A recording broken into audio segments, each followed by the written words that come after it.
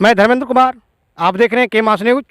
आज हम पहुंचे हुए हैं ग्राम शाहपुर बाबा साहब भीमराव अंबेडकर जी के प्रतिमा के पास, जो 14 अप्रैल जो बाबा साहब का जन्मदिन आ गया है, जो बहुत धूमधाम से पूरे भारतवर्ष में मनाया जाता है। तो आज हम यहाँ देख रहे हैं इस तपती धूप में यहाँ के नौजवान साथी जो बाबा साहब की प्रतिमा के पास खड़े होकर जो भी डेंटिंग पेंटिंग का काम कर रहे हैं। तो आज हम लोग इनसे बातें करना चाहते हैं कि आखिरकार बाबा साहब ने ऐसा क्या कुछ कर दिया है जो आज इस धूप को भी नहीं देख रहे हैं और बाबा साहब की प्रतिमा पे डेंटिंग पेंटिंग का काम कर रहे हैं और बड़ी धूमधाम के साथ जो सेलिब्रेशन का टाइम आ रहा है मना रहे हैं। तो आइए यहाँ के लोगों से हम बात करते हैं। आपका नाम? पवन कुमार। पवन कुमार जी, आपका बहुत बहुत धन्यवाद जो आप के मास न्यूज के साथ हैं। तो आप इस बात पे प्रकाश डालें कि बाबा साहब ने अपने समाज के लिए, देश के लिए इन्होंने क्या उपलब्धि दी है जो आज हम सब इनकी 14 अप्रैल जो जन्म दिवस है जो बड़े धूमधाम से मनाते हैं। बाबा साहब ने तो केवल भारत का ही नहीं पूरे विश्व का मान बढ़ाया है। बाबा साहब को बारे में तो सभी लोग जानते हैं। बाबा साहब के पास 32 डिग्रियाँ थीं। 14 अप्रैल 1891 में मऊ छावनी में बाबा साहब का जन्म होता है और इनकी शिक्षा दीक्षा भारत में ग्रेजुएशन तक चलती है। इसके बाद बाबा साहब चले जाते हैं कोलंबिया विश्वविद्यालय, कई देशों का भ्रमण करके पढ़ाई करके पीएचडी, कई एलएलबी से कई पीएचडी डिफिल करते हैं। बाबा साहब ने बहुत से संघर्षों किया है। ओके, आपका बहुत बहुत धन्यवाद। और आप अपने जीवन में क्या उम्मीद लेकर चल रहे हैं? बाबा साहब के जो कार्य हैं, क्या आपके जीवन में कोई कार्य है, बाबा साहब का कार्य छुआ है? आप क्या बनना चाहते हैं?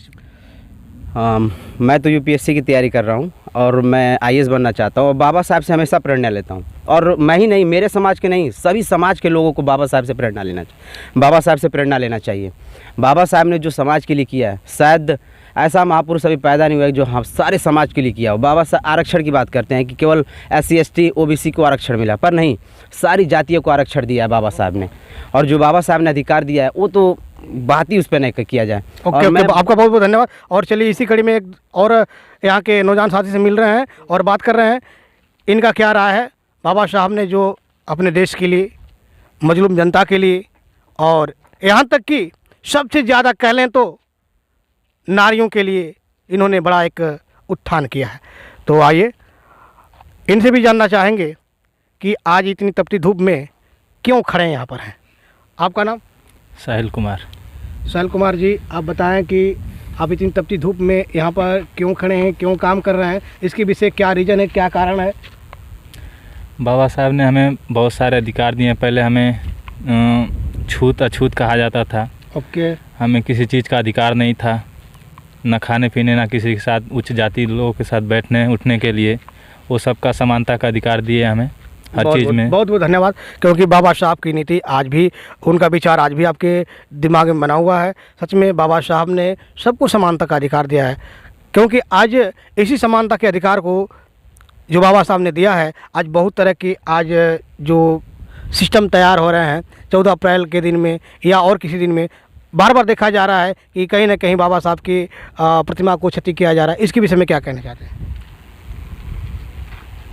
चलिए, बहुत बहुत धन्यवाद। और आपका नाम? प्रिंस कुमार। प्रिंस कुमार जी, आप बताएं आप यहाँ पर इस तपती धूप में क्या कर रहे हैं? बाबा साहब जैसे जो बाबा साहब जयंती के लिए हम लोग पूरा मतलब तैयारी कर रहे हैं, उसको मतलब रगड़ रहे हैं, अपना साफ काम कर रहे हैं। ठीक है, आप तैयारी के लिए आप कर रहे हैं, तो आप सिर्फ जयंती मना रहे हैं या अपने जीवन में जयंती का महत्व ले रहे हैं? अपने जीवन में जयंती का महत्व ले रहे हैं। ओके, बहुत बहुत धन्यवाद। आपका नाम? रंजीत कुमार। रंजीत कुमार जी, बहुत बहुत आपका धन्यवाद हो जो आपकी मास न्यूज के साथ है।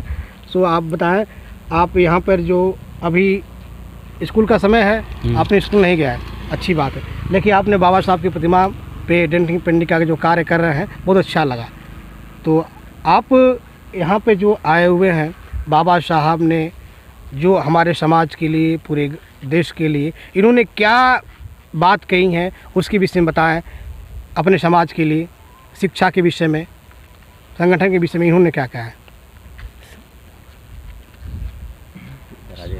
बाबा साहब ने सबको मतलब एक उनका थॉट्स था, शिक्षित बनो, संघर्ष, संगठित रहो, संघर्ष करो। मतलब अगर आप यूनिटी में नहीं रहेंगे तो संघर्ष नहीं कर पाएंगे, और संघर्ष नहीं कर पाएंगे तो आप मतलब जीवन में कुछ नहीं कर पाएंगे। बाबा साहब की थॉट्स ऐसे थे, और बाबा साहब के लिए तो मैंने एक लाइन लिखी थी, भीम माई देहली जन्म हो जे के उदेश हवाया जोरा क गईल। ओके, आपका बहुत बहुत धन्यवाद। ये सुंदर लाइन बहुत बहुत बेमिसाल है, क्योंकि आपने जो बाबा साहब के लिए ये जो लाइन आपने दिया है बहुत ही सुंदर है, बहुत लेटेस्ट है, और कामना करते हैं ऐसे ही अपने समाज के लोग में ऐसे होने चाहिए, ताकि तत्पर हों 14 अप्रैल बाबा साहब का जन्म दिवस मनाने के लिए और उनके नीतियों को अपने जीवन में अपनाने के लिए। सो आपका बहुत बहुत धन्यवाद। अब बने रहे केमास न्यूज़ के साथ, मैं धर्मेंद्र कुमार।